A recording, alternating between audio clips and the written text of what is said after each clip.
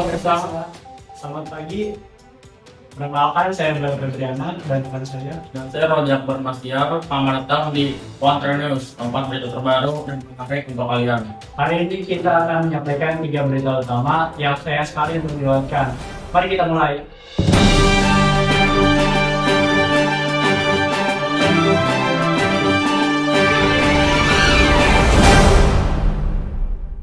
Kita awali berita pagi ini dari sekitar kuliner yang semakin menjanjikan, khususnya di layanan catering kue.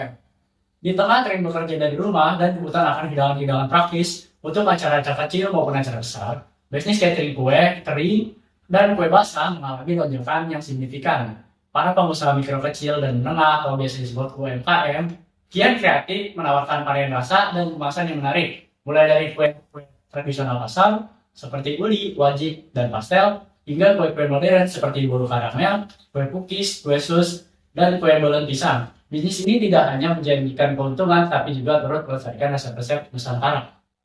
Peningkatan permintaan ini menjadi indikasi kuat bahwa masyarakat tetap mencari sebuah spesial untuk mempermanis momen meski dalam skala perayaan yang lebih intim. Untuk mengetahui lebih dalam mengenai geliat bisnis catering kue ini dan bagaimana para pelaku UMKM berinovasi, kita telah terhubung dengan rekan kami, Iqbal Fadila, yang berada di Happy Kitchen, Grand Sepila, Citra Raya. Untuk Iqbal, bagaimana situasi dan tren yang ada di sana? Lihat di sana. Silakan berikan laporannya. Halo pemirsa, saya Iqbal melaporkan langsung dari Happy Kitchen, salah satu destinasi usaha kuliner online yang terbaru sedang ramai diperbincangkan di Citra Raya Perumahan Grand Sepila. Hari ini, Happy Kitchen membuka layanan pesan antar makanan secara online, menghadirkan beragam menu rumahan yang praktis, higienis, dan tentunya lezat.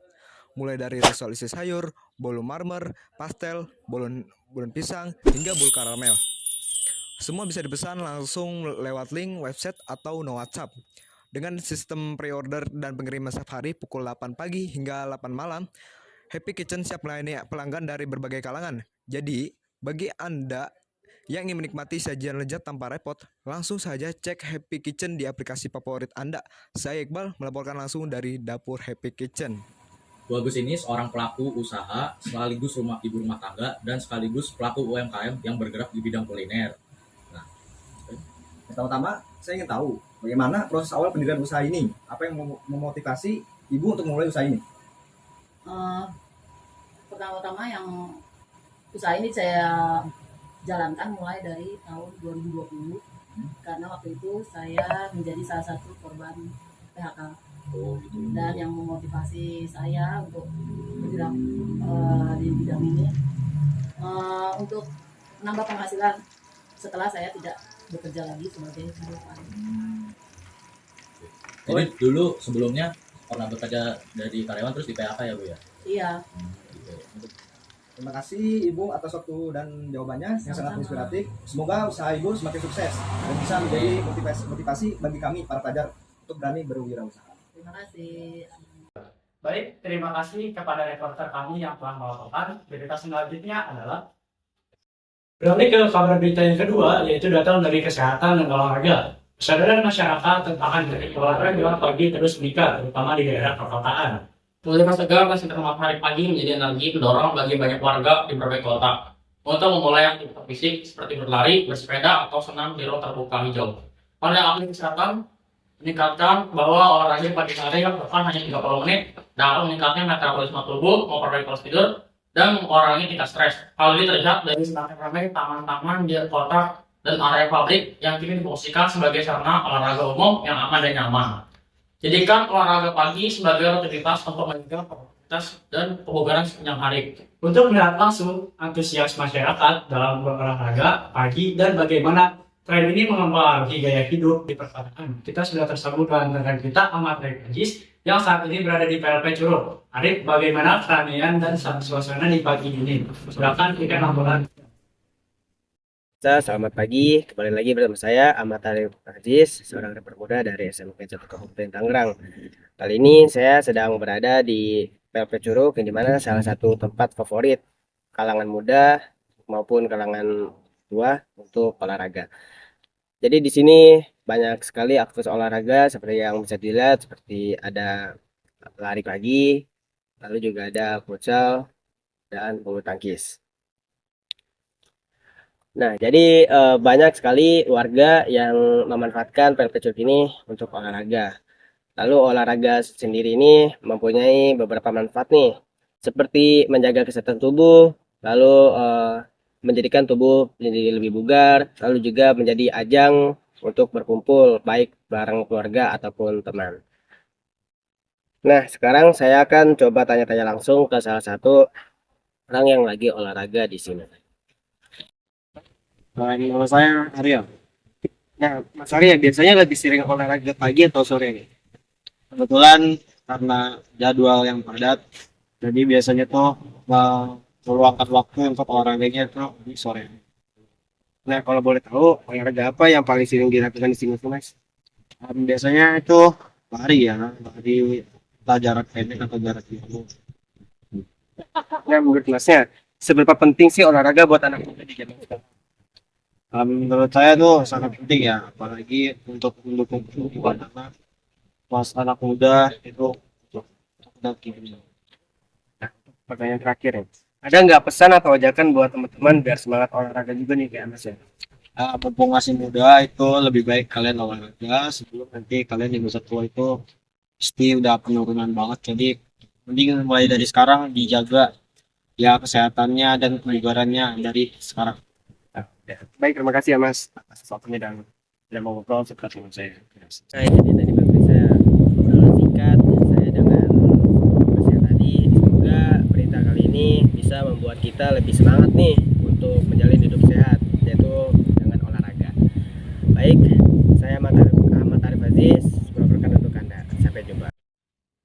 Baik, terima kasih pada reporter kami yang telah melaporkan. Berita selanjutnya adalah berita ketiga dari pasar. Harga sayur dan ikan segar mayoritas naik.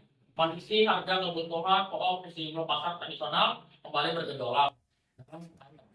Sebagian besar komoditas sayuran mengalami kenaikan harga yang cukup signifikan. Fenomena ini juga mulai diikuti oleh harga beberapa jenis ikan segar.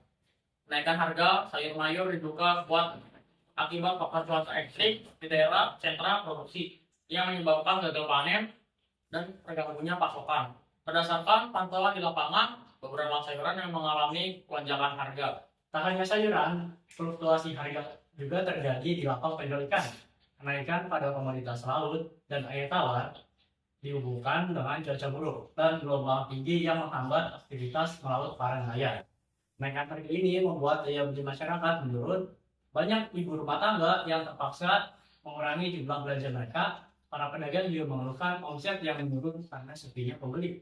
Mereka berharap pasokan dari petani dan nelayan dapat segera normal kembali. Agar harga kembali stabil, pihak dinas perdagangan setempat diminta untuk segera melakukan intervensi pasar dan memastikan rantai distribusi berjalan lancar. Untuk mengetahui lebih jelas bagaimana situasi terkini dan apa keluhan para pedagang serta pembeli di pasar, kamera terhubung dengan Kajaya Paldi dan Satrio Lagir yang saat ini sedang berada di Pasar Cikupa. Silakan untuk mereka berdua sampaikan laporan dan bagaimana kondisi di sana. Oke pemirsa, kali ini saya sedang berada di Pasar Cikupa dan sekarang kita bakalan wawancarai pedagang-pedagang yang ada di sini. Let's go. Permisi Pak, maaf. Ganggu waktunya nggak Pak?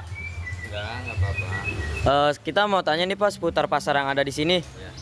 Nah, dari barang-barang yang Bapak jual ini ada apa aja sih Pak? Ya komplit lah, sayur mayur pokoknya komplit. Oh sayur mayur Pak. Nah untuk harganya sendiri itu dari berapa Pak? Yang dari cabai, tomat, sama bawang itu Pak? Ya kalau cabai sekarang lagi melonjak harganya nih mahal lumayan. Oh melonjak Pak.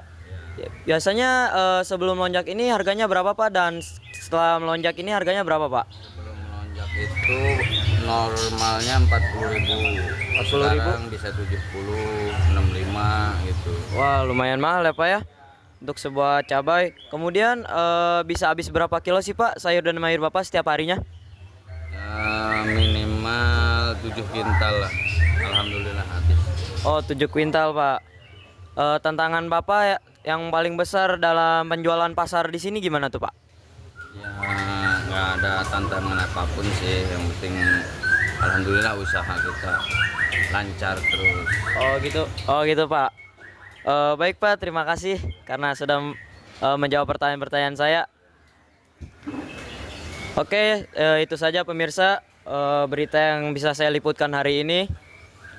Kembali ke studio.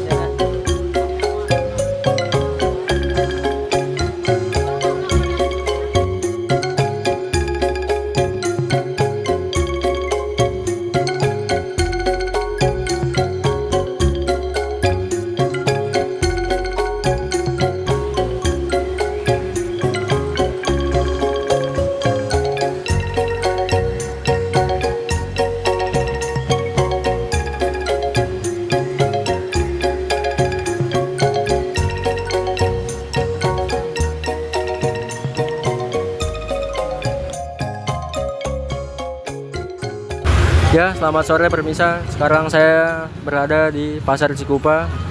Kita akan menginterview penjual yang ada di sini tentang dagangannya. Langsung saja kita tanyakan. Pak, sudah berapa lama Bapak 12 tahun berjualan bisa beras ini? Sebentar, belum lama, baru 12 tahun. Oh, baru 12 tahun. Ya.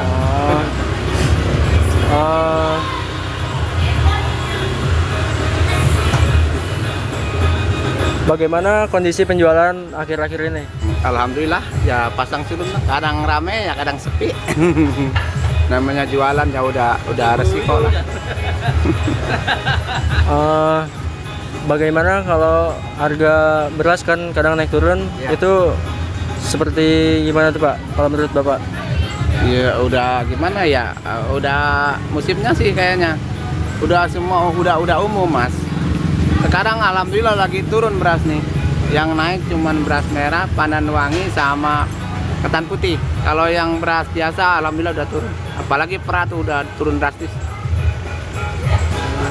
Berarti sekarang sudah mulai stabil ya? Udah alhamdulillah udah stabil. Alhamdulillah. Paling resiko terbesarnya di kenaikan naik turun ya, karena keturunan dan kenaikan pelanggan ya? Iya betul. Oke, baik Pak, terima kasih ya Pak. Sama-sama kita. Ya, kami melaporkan langsung dari Pasar Cikupa, di mana tempat ini masih menjadi bahan baku untuk warga mencari makanan dan masak-masakan. Saya Satrio Ragi Lucaksono, kembali ke studio.